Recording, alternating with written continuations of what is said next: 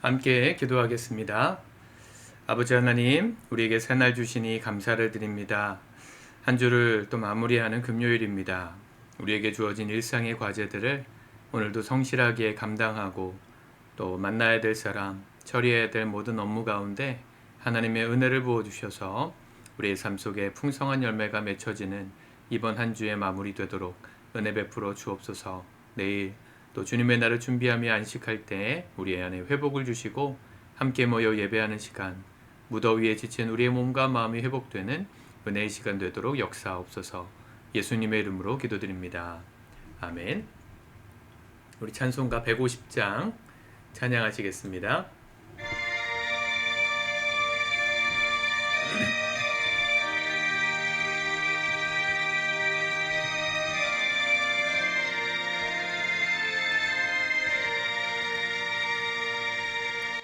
갈보리 산 위에 십자가 섰으니 주가 고난을 당한 표라.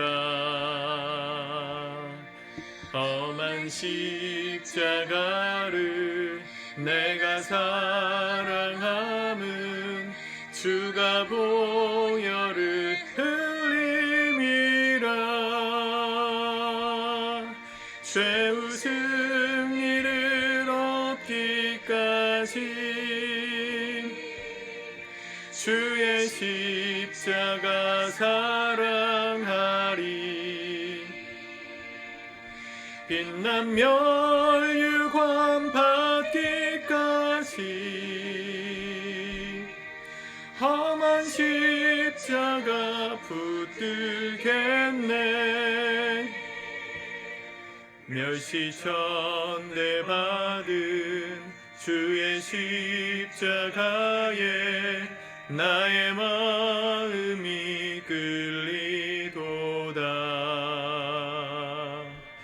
귀한 어린 양이 세상 죄를 지고 험한 십자가 지셨도다. 죄우 승리를 얻기까지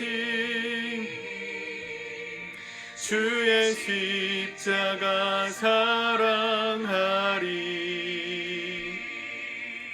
빛난 멸유관 받기까지 험한 십자가 붙들겠네. 험한 십자가에 주가 흘린 피를 믿는 마음으로 바라보니 나를 용서하고 내 죄 사하시려 주가 흘리신 보혈이라. 죄우 승리를 얻기까지 주의 십자가 사랑하리. 빛난 멸유관 받기까지 험한 십자가 붙들겠네.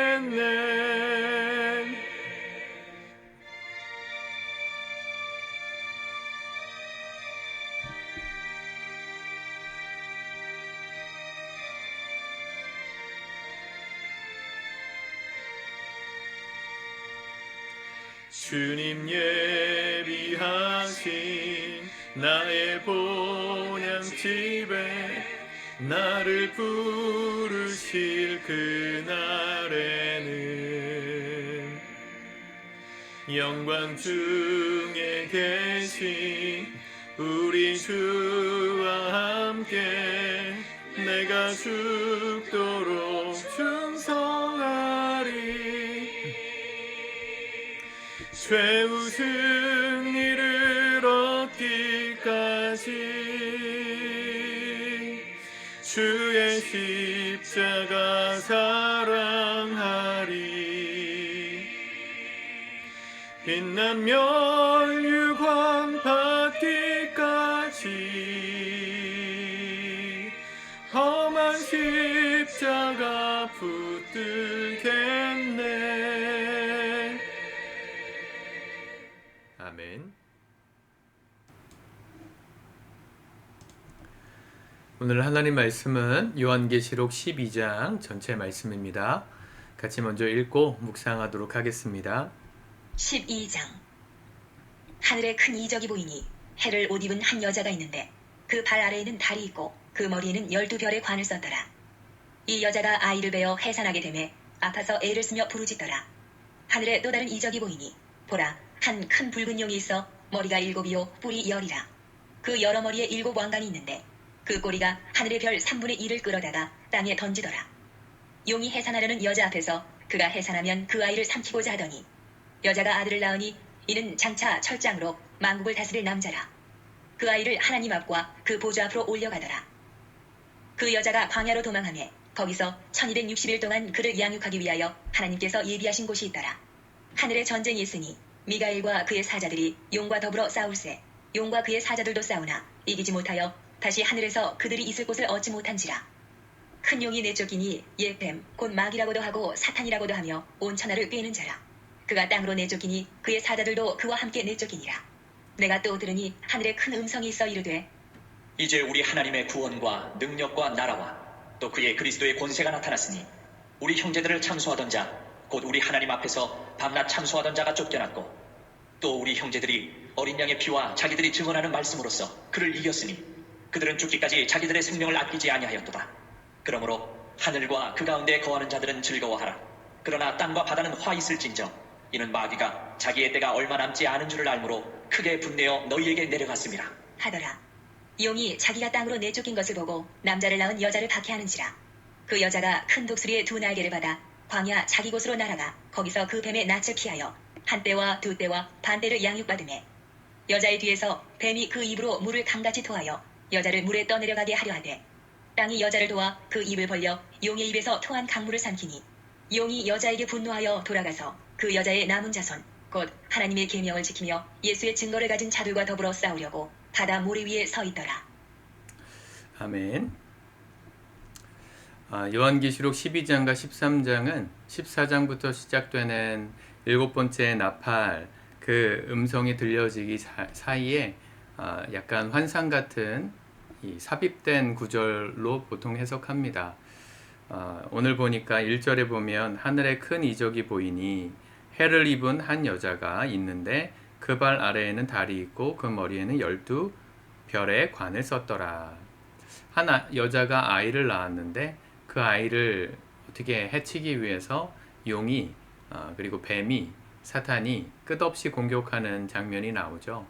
그리고 하늘나라에 있는 영적 전투, 이 미가엘과 더불어서 군대 장관 하늘나라의 천사들이 이 옛 용과 싸워서 그들을 물리치고 그들을 땅으로 쫓아냈다. 자, 어떻게 보면 요즘은 뭐 영화가 워낙 발달한 시대니까 SF 영화 같은 거 보면 이런 것들이 CG로 막 머릿속에 그려지시죠. 또 오늘 보면 그 용이 꼬리로 4절에 보면 하늘의 별 3분의 1을 끌어다가 땅에 던지더라. 뭐 이런 장면을 보면 어벤져스에 나오는 타노스가 이 인피니티 장갑을 가지고 이 별을 끌어다가 그 파편으로 막 공격하는 장면이 떠오르시나요? 저만 떠오르나요? 다 기억나시죠? 이런 장면을 볼 때 사람들은 어떤 그냥 꿈 같은 얘기다. 그냥 말 그대로 영화 속에서나 나올 수 있는 허무맹랑한 이야기다 생각할지도 모릅니다.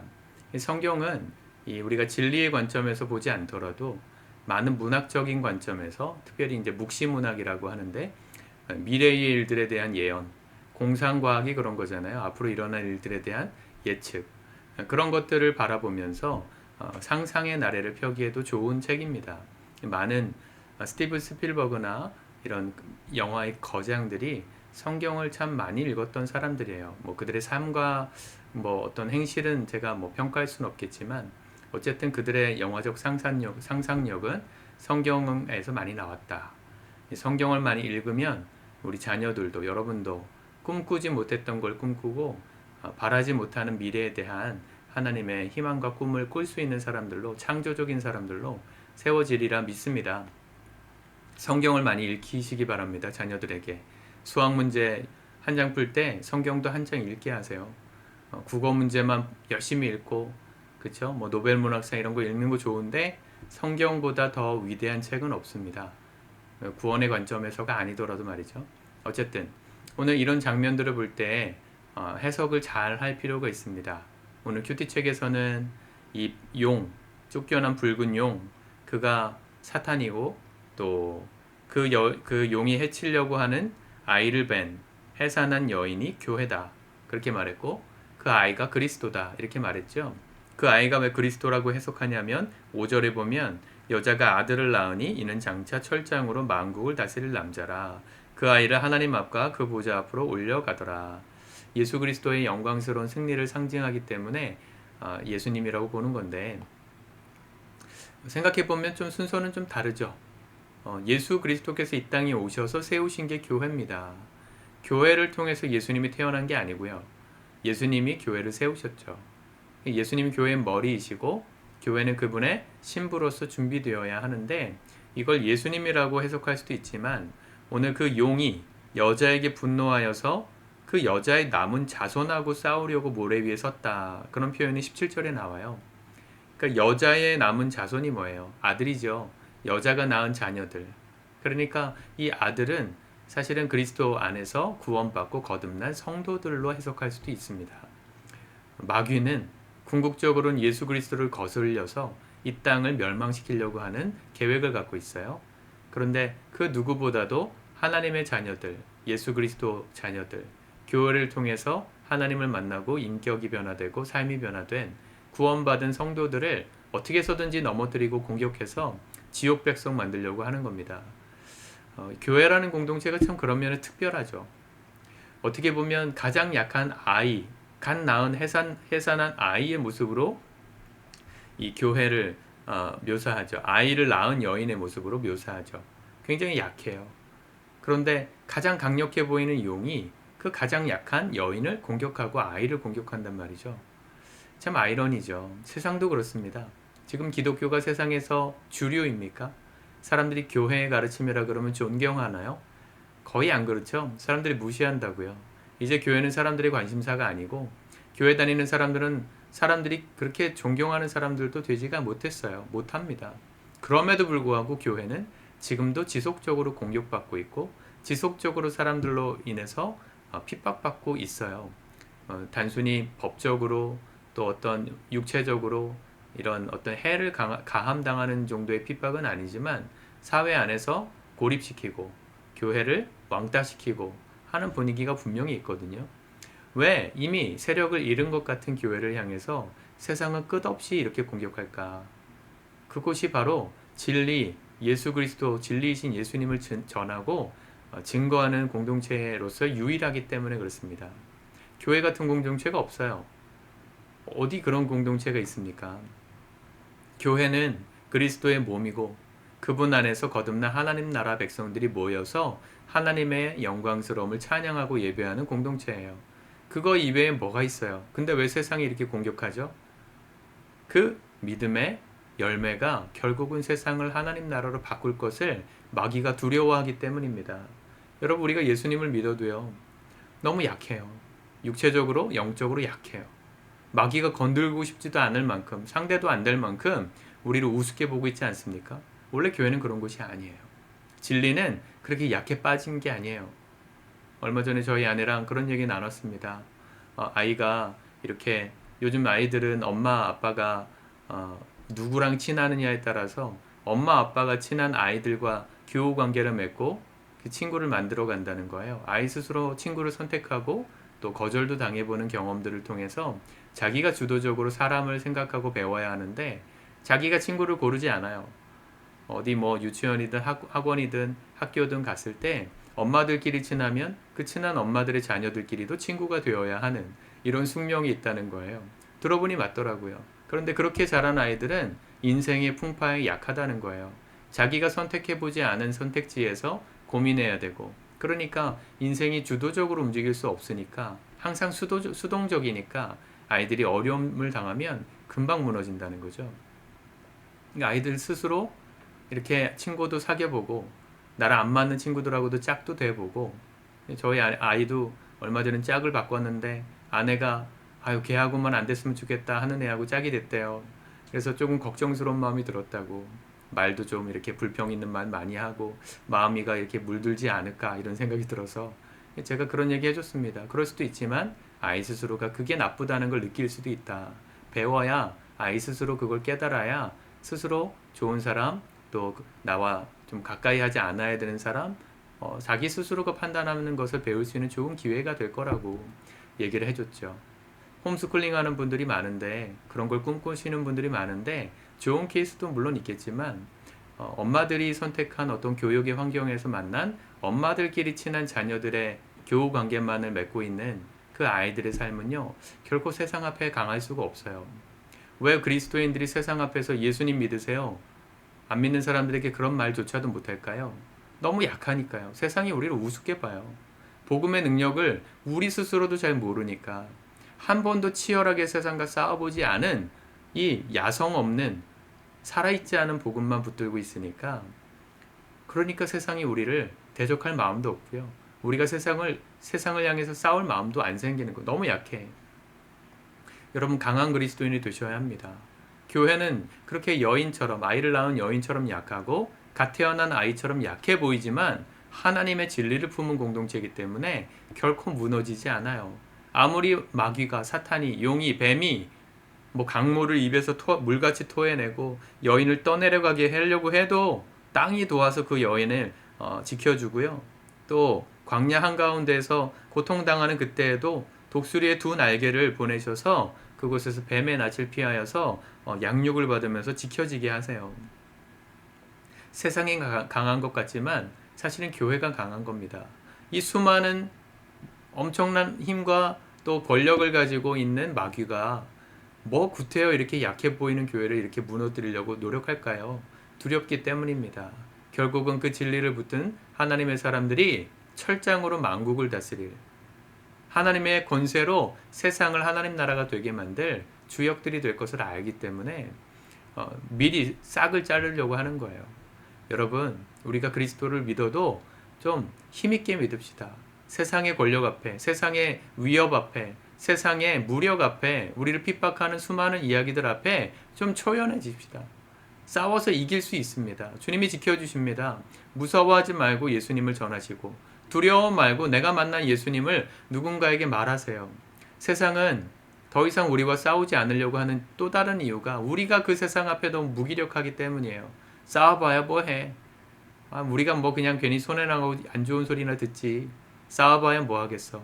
그리고 우리가 스스로가 우리의 공동체 안에 갇혀가지고 교회에 있는 사람들끼리는 행복한데 교회에서만 딱 나가면은 한 발짝도 세상과 맞서 싸울 용기가 안 나는, 그런, 내가 그리스도인인 것조차도 누가 내가 그리스도인인 것도 알지 못하는, 말한 적이 없으니까 그런 나약한 믿음을 가지고 살면요, 마귀는 우리를 더 이상 공격하지 않아요. 그러나 우리가 세상을 변화시킬 진리를 붙든 사람들답게 세상을 맞서 초연하게, 마귀가 우리에게 어찌할지라도 어떻게 핍박할지라도 믿음으로 승리하는 그 은혜를 붙들고 끝까지 진리를 붙들고 갈 때 결국은 마귀가 두려워서 넘어지는 이런 열매가 맺혀진다는 것입니다. 우리 교회 자라나는 아이들이 좀 강한 아이들이었으면 좋겠어요. 좋은 사람들만 만난다고 인생이 좋아지는 게 아니에요. 나쁜 사람들, 어려운 사람들, 또 나와 안 맞는 사람들, 그들과 만나서 고민하고 아파도 보고 치열하게 생각해 보면서, 나는 이렇게 살아야 되는 게 맞구나. 진리를 붙들고 살아야 되겠구나. 깨닫고 그걸 깨달을 수 있게 가르쳐주는 게 부모의 역할 아닙니까? 우리 젊은 아이들이 많은데, 젊은 부부들이 많은데, 아이를 가지신 여러분들의 자녀가 그냥 우물한 개구리가 되게 하지 마십시오. 믿음으로 좀 세상과 맞서 싸울 수 있는, 예전에 우리 그런 구호 많이 했잖아요. 믿음으로 세상과 맞짱 뜨는 그런 멋진 그리스도인들이 되기를 우리가 함께 기도하고 그렇게 양육해 갔으면 좋겠습니다. 남은 하루 금요일 오후 시간도 또 승리하시고 주말에 잘 안식하시고 우리 기쁨으로 주일에 모이겠습니다. 기도하겠습니다. 하나님, 영적 싸움이 분명히 있다고 주님께서 말씀하시니 우리가 깨어 있기를 원합니다.